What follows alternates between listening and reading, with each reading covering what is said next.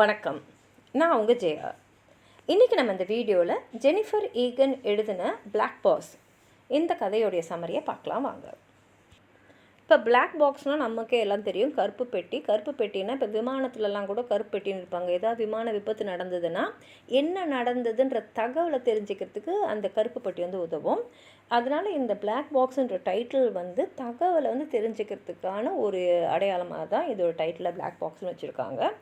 இந்த கதை எதிர்காலத்தில் நடக்கிற மாதிரி இருக்குது. இதில் பார்த்தீங்கன்னா ஒரு 33 வயசான ஒரு அமெரிக்கன் இந்த பெண்மணியை அவங்க டெரரிஸ்ட் நெட்வொர்க், மெடிட்டேரியனில் இருக்கக்கூடிய டெரரிஸ்ட் நெட்வொர்க்கில் ஊடுருவ வைக்கிறாங்க. அங்கே அவள் ஒரு அப்பாவி மாதிரி, ஒரு ஆம்காண்டி மாதிரி அங்கே நுழைஞ்சி அவள் உடம்புல பார்த்திங்கன்னா நிறைய அவள் உளவாளியாக போகிறாள். இந்த உளவாளிங்களுக்கு வேண்டிய அந்த டெக்னாலஜி எல்லாம் சிப்ஸு, மைக்ரோஃபோனு, அது இதுன்னு சொல்லிவிட்டு அவள் உடம்புல யாருமே கண்டுபிடிக்காத மாதிரி அதை வச்சு அனுப்புகிறாங்க. அது மூலமாக அவள் விஷயங்களெல்லாம் தெரிஞ்சுக்கிட்டு அதை உடனுக்குடனே அவங்க அனுப்பணும். ஆனால் அதே சமயத்தில் அவள் மேலே யாருமே சந்தேகப்படாத மாதிரி நடந்துக்கணும். அவள் எப்படி இதெல்லாம் செய்கிறா அப்படின்றத அந்த கதை. இப்போ 2030 பார்த்திங்கன்னா நூற்றுக்கணக்கான அமெரிக்கன் மக்கள் அவங்கள உளவாளிகளாக அவங்க வெளிநாடுகளுக்கு அனுப்பப்படுறாங்க. ஏன் இந்த ஆளுங்களெலாம் சூஸ் பண்ணுறாங்கன்னா, அவங்க மேலே எந்த ரெக்கார்டும் இல்லை, அவங்க மேலே இது வரைக்கும் எந்த குற்றச்சாட்டுகளும் எதுவுமே இல்லாததுனால இவங்க வேறு ஏதாவது நாட்டுக்கு போனாலும் இவங்க மேலே யாருக்குமே சந்தேகம் வராது அப்படின்றதுனால தான் இவங்களெல்லாம் தேர்ந்தெடுத்துட்டு அந்த பேரை வேறு ஒரு இடத்துக்கு அனுப்புகிறாங்க. இப்போ இந்த மாதிரி வரவங்களாம் தானாகவே முன் ஒரு சேவையை அதை செய்யணும்.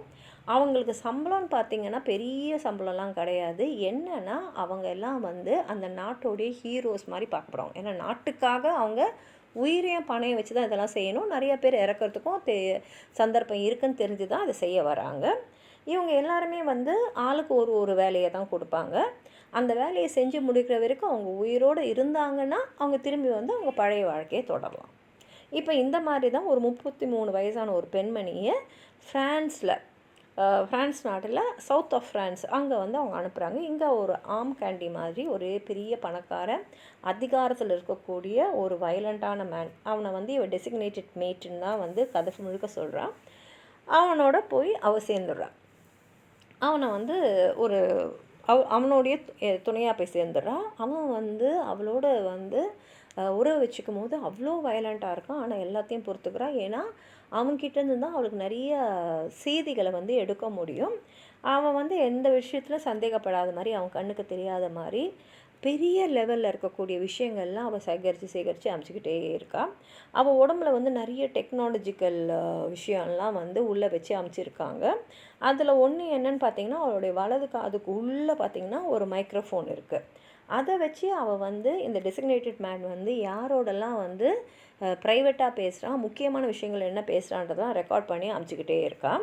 அதே சமயத்தில் அவளுடைய வலது முட்டியில் ஒரு பட்டன் இருக்குது. அதை 2 வாட்டி அவள் அழுத்தினானா நான் நல்லா இருக்கேன், நான் பாதுகாப்பாக இருக்கேன் அப்படின்ற மாதிரி அவளுக்கு தேவையானவங்களுக்கெல்லாம் அந்த விஷயம் போய் சேர்ந்துடும்.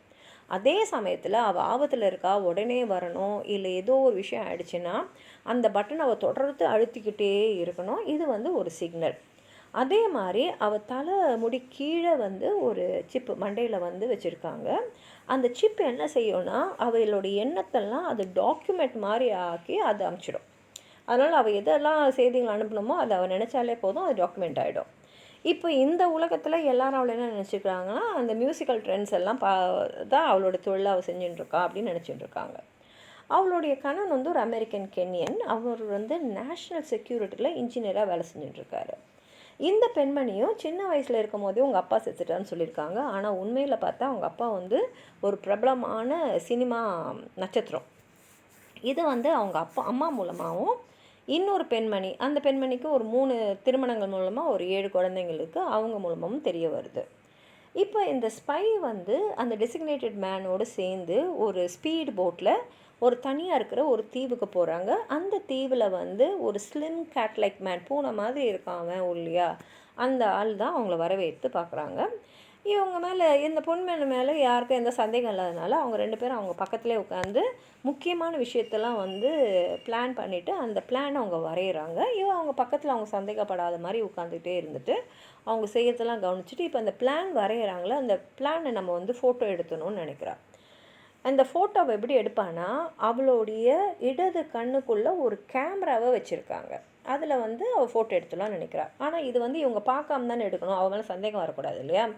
அதனால் அவங்கள அப்படி இப்படின்னு திசை திருப்ப பார்க்குறா. ஆனால் அந்த டெசிக்னேட்டட் மேன் வந்து எதுவும் வந்து அசைகிற மாதிரியே இல்லை. ஆனால் அவள் எதிர்பார்த்த தருணம் வரும்போது டக்குன்னு போய் ஃபோட்டோ எடுத்துறா. ஆனால் என்ன ஆகிடுதுன்னா, அந்த ஃப்ளாஷ் வந்து அவளை அந்த கண்ணை குருடாக்கிடுது. அந்த கலவரத்தில் அந்த டெசிக்னேட்டட் மேன் அவளை அப்படியே அந்த தீவில் விட்டுட்டு அங்கேருந்து ஓடி போயிடுறான். இப்போ இவங்கள வர வைத்தான் இல்லையா ஒரு ஹோஸ்ட், அந்த slim like cat like man அப்படின்னு சொல்லிட்டு, ஸ்லிம் கேட் லைக் மேன். அவனுடைய பியூட்டி வந்து இந்த ஆம் கேண்டியை வந்து கண்டுபிடிச்சிட்டு அவளுக்கு வந்து உதவி செய்கிறா. இப்போ அவளுக்கு அந்த கண் பார்வை திரும்பி வந்துடுது. இப்போ வந்து இவளுடைய டார்கெட் வந்து இவங்கள வந்து அழைச்ச அந்த ஹோஸ்ட், அந்த ஸ்லிம் கேட் லைக் மேன் தான். அவன் என்ன பண்ணுறான்னா, நீ என்னோட படுக்கணும் அப்படின்னு சொல்லிட்டு இவளை வற்புறுத்துறான். அதனால் இவன் என்ன பண்ணிடுறா, அங்கேயே தங்கிட்டு அவனோட இருக்கா. அப்படின்னு வீடை சுற்றி சுற்றி பார்த்து ஒரு வாட்டி வந்து அவனோட மாஸ்டர் பெட்ரூமுக்குள்ளே போயிடுறா. அங்கே போய் தேடி பார்க்குறா, ஏதாவது ஒரு இன்டெலிஜென்ட் இன்ஃபர்மேஷன் கிடைக்குதான்னு சொல்லிட்டு அவனோட க்ளோசெட், அதாவது ரேக்கு, கதவு, பீரோ எல்லாத்துலையும் தேடி பார்க்கும்போது ரொம்ப முக்கியமான விஷயம் இருக்கிற ஒரு ட்ராயர் அவளுக்கு கிடச்சிடுது. உடனே அவளோட காலில் இருக்கிற 4வதுக்கும் அந்த பிங்க் கேட்டோக்கும் நடுவில் இருந்து அவள் ஒரு ப்ளக்கை எடுக்கிறாள். அந்த ப்ளக்லேருந்து இந்த டேட்டாவெல்லாம் அவள் உடம்புல வந்து அந்த டேட்டாவை எடுத்துறா. அதாவது அவள் உடம்பு தான் இப்போ ஸ்டோரேஜே. அந்த ஸ்டோரேஜ் டிவைஸில் அதாவது உடம்புக்குள்ளே எல்லா டேட்டாவும் ஏற்றிட்டே இருக்கா. ஆனால் அது அவ்வளோ டேட்டா இருக்குது. அது வந்து அவள் உடம்பு தாங்க முடியாமல் அவள் மயக்கடிச்சு கீழே விழுந்துடுறா. திரும்பி அவள் கண் விழிக்க பார்க்கும்போது அந்த ஹோஸ்ட் அங்கே இருக்கான். அவனுக்கு தெரிஞ்சிடுது இவள் முக்கியமான டேட்டாவெல்லாம் ஏதோ ஒரு வகையில் எடுத்திருக்கான்னு. இப்போ என்ன ஆகிடுதுன்னா, அவனோட அவள் சண்டை போட வேண்டியிருக்கு, இல்லைன்னா அவன் அவளை கொன்னுடுவான். அப்போ அந்த பியூட்டி அவள் ஒரு குழந்தை தூக்கிட்டு வந்துட்டு என்ன பண்ணிடுறான்னா, அவள் கையில் ஒரு துப்பாக்கி இருக்குது. இந்த ஸ்பையை அவளோட தோள்பட்டையில் ஷூட் பண்ணிடுறா. இப்போ இந்த ஸ்பை எப்படியா தப்பிச்சு தான் ஆகணும். ஏன்னா அவள் உடம்புல தான் வந்து எல்லா டேட்டாவும் இருக்குது. என்ன ஆனாலும் இவளோட உடம்பு வந்து யூஎஸ்க்கு போய் சேர்ந்தாகணும். ஏன்னா அப்போ தான் அவங்களால அந்த உடம்புல இருக்கிற டேட்டாவை எடுக்க முடியும். அதனால் அவள் என்ன பண்ணுவான்னு தெரியாமல் கடைசியில் வந்து ஒரு ப்ரைமல் ரோர், ஒரு வகையான ஒரு சத்தம்.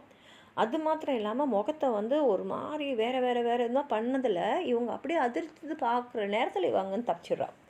இவளுடைய அதிர்ஷ்டம் வெளியில் வரும்போது அந்த காவலாளியும் தூங்கிட்டு இருக்கிறதுனால அவள் வெளியில் வந்துடுறா அந்த வீட்டை விட்டு. ஆனால் வீட்டை விட்டு வெளியில் வந்தால் சுற்றி இருக்கிறது மெடிட்ரேனியன் கடல் தான். இந்த மெடிட்ரேனியன் கடலெல்லாம் நீச்சல் அடித்து தாண்டுறதுன்றது ரொம்ப ரொம்ப ரொம்ப கஷ்டமான விஷயம். என்ன செய்யுதுன்னு தெரியலன்னு அப்போ அங்கேயே இருந்தால் இவங்க திரும்பி வந்து அவளை பிடிச்சிட்டாங்கன்னா இறப்பு தான். அவள் உடம்பு வந்து யூஎஸ்க்கு கிடைக்கவே கிடைக்காது. அப்போ தான் பார்த்தா அந்த அலையில் வந்து ஏதோ ஒரு மாற்றம் தெரியுது. அந்த இடத்த அப்படின்னு போய் பார்த்தா அங்கே ஒரு ஸ்பீட் போட்டை மறைச்சி வச்சுருக்காங்க. உடனே அந்த ஸ்பீட் போட்டில் ஏறி அவள் வந்து ஒரு முக்கியமான ஜியாகிரபிக் ஹாட்ஸ்பாட்டுக்கு போகிறா. அவள் முட்டியில் இருக்கிற அந்த பட்டனை வந்து தொடர்ந்து அழுத்தி அவளுடைய சுப்பீரியர்ஸ்க்கு இன்ஃபார்ம் பண்ணிடுறா, நான் அங்கே போகிறேன் அப்படின்னு. அவங்க வந்து அவளை மீட்டுடலாம். அப்படியே ப்ரெஸ் பண்ணிக்கிட்டே ஓடி வந்து இங்கே சேரா. தோள்பட்டையில் வேறு அந்த துப்பாக்கி சூடு நடந்ததுனால பயங்கரமான வழியில் இருக்கா. ஆனால் வந்து பார்த்தா அங்கே யாருமே இல்லை. இந்த வழியோடு அந்த இடத்துல காத்துன்றத தவிர அவருக்கு வேறு வழியே இல்லை. நீண்ட நேரம் காத்துக்கிறந்த அப்புறம் பார்த்திங்கன்னா ஒரு ஹெலிகாப்டர் வந்து அவளை காப்பாற்றுற மாதிரி கதையை முடிச்சிருக்காங்க. உங்களுக்கு எதாவது சொல்லணும்னு நினச்சிங்கன்னா கீழே இருக்கிற கமெண்ட் பாக்ஸில் எழுதுங்க. இந்த வீடியோவை லைக் பண்ணுங்கள், உங்கள் ஃப்ரெண்ட்ஸோடு ஷேர் பண்ணுங்கள். சப்ஸ்கிரைப் பண்ணாதவங்களாம் ப்ளீஸ் சப்ஸ்கிரைப் பண்ணி சப்போர்ட் பண்ணுங்கள். அதே சமயத்தில் இந்த வீடியோவை ஹைப் பண்ணுங்கள். அப்போ தான் நிறைய பேர் இந்த வீடியோவை பார்க்க முடியும். நன்றி.